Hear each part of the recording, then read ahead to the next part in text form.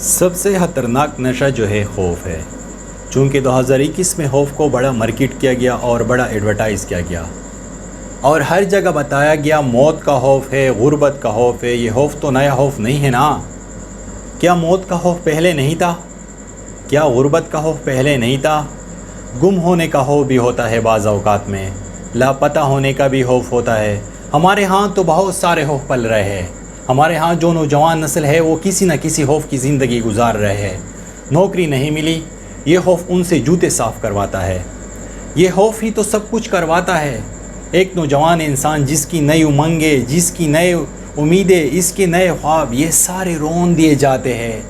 بے شک ہم مسلمان ہیں، ہمارے عقیدہ دل و جان سے کہ اللہ تعالیٰ ہمارے رزق کا ضامن ہے، پھر بھی ہم لوگ امیر کو اہمیت دیتے ہیں، جس کے پاس اقتدار ہو، جس کے پاس وسائل ہو، جس کے پاس طاقت ہو۔ جتنے بھی ڈاکو، بدماش، زانی، قاتل، شرابی، لٹیرے، دہشت گرد، سود خور، رشوت خور، جنسی استحصال کرنے والے جتنے بھی لوگ ہیں، بڑھاپے میں آپ دیکھ لیں، آپ کہیں گے ان سے تو نیک آدمی کوئی نہیں ہے۔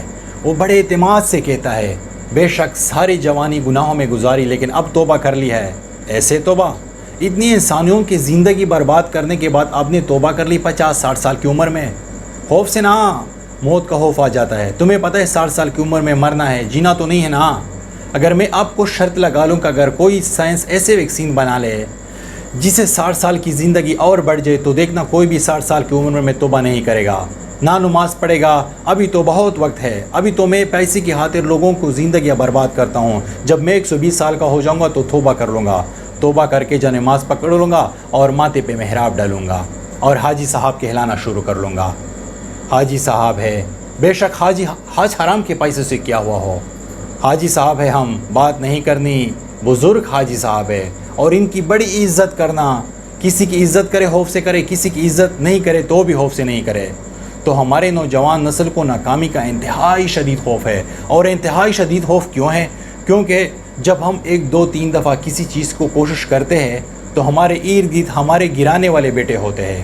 یہ خوف اتنی زیادہ بڑھ گیا ہے کہ جب ہم بیٹی پیدا کر لیتے ہیں تو سب سے پہلے بیٹی کے اوپر ہم روتے ہیں، تو ارد گرد محلے والے ان کو تسلی دینے جاتے تو کیا جواب دیتا ہے؟ بیٹی سے نہیں، بیٹی کی نصیبوں سے ڈر لگتا ہے۔ جب وہ بڑی ہو جاتی ہے تو ساری زندگی ہم یہ سکھاتے کہ بیٹا ہاں کے گھر مر جانا، جنازہ آئے، لاش آئے، زندہ واپس نہ آنا۔ خبریں نہیں ملتی، ساس نے آگ لگا دی، سسر والوں نے پھانسی دے دی، فلانے بیٹی پیدا ہونے پہ طلاق دے دیا۔ پچھلے دنوں میں جو واقعہ آیا کہ عورت ہسپتال سے کسی کا بیٹا اٹھا لیا اور اپنی بیٹی وہی چھوڑ کے، اسے خوف تھا نا کہ ہاؤن وہی طلاق دے دے گا۔ اور ہاؤن کیوں خوف کر رہا ہے بیٹی پیدا ہونے سے؟ میں نے آپ کو بتا دیا نا کہ ہمارے پاس ایک پیارا سا جملہ ہے، بیٹی سے نہیں بیٹی کی نصیبوں سے ڈر لگتا ہے۔ ہمارے معاشرے میں ایک وبا کورونا نہیں، کورونا کا نمبر ہمارے خیال میں بعد میں آنا چاہیے۔ ہمارے ہاں جو وبائیں ہے وہ تو ہوس کی ہے، ہمارے ہاں جو وبائیں ہے وہ تو لالچ کی ہے، ہمارے ہاں جو وبائیں ہے وہ تو ظلم کی ہے، ہمارے ہاں جو وبائیں ہے وہ خود غرضی کی ہے، ہمارے ہاں جو وبائیں ہے وہ تو بے حسی کی ہے۔ تو یہ وبا بھی متحد ہو کر ختم ہونی تھی نا۔ اگر ہم لوگ یہ کورونا کو متحد ہو کر ختم کرنا چاہتے ہیں تو ہم باقی وباؤں کو خلاف بھی متحد ہو کر لڑنا چاہیے کہ 2021 کے اندر جو سبق ملا اتحاد انسانیت کا ملا۔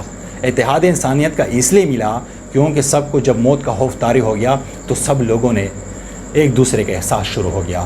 خوف بے شک پہلے سے تھا لیکن شاید ایڈورٹائز اب ہوا۔ تو اس میں جو ہمارے پاس اتحاد و انسانیت کا سبق آیا وہ کسی رنگ، مذہب، نسل کے بنیاد نہیں آیا۔ سب سے مزیدار بات یہ تھی کہ کسی نے بھی یہ نہیں کہا کہ نیچے ذات کو کورونا ہوا ہے، یار چھوڑو، یار دفع کرو، اس کے لیے اتنا علاج ضروری نہیں۔ سب کے لیے ضروری تھا اور سب کے لیے خطرناک وبا تھی۔ اللہ کرے یہ وبا ختم ہو جائے، لیکن اس وبا ختم ہونے سے ہماری جذبات ختم نہیں ہونی چاہیے۔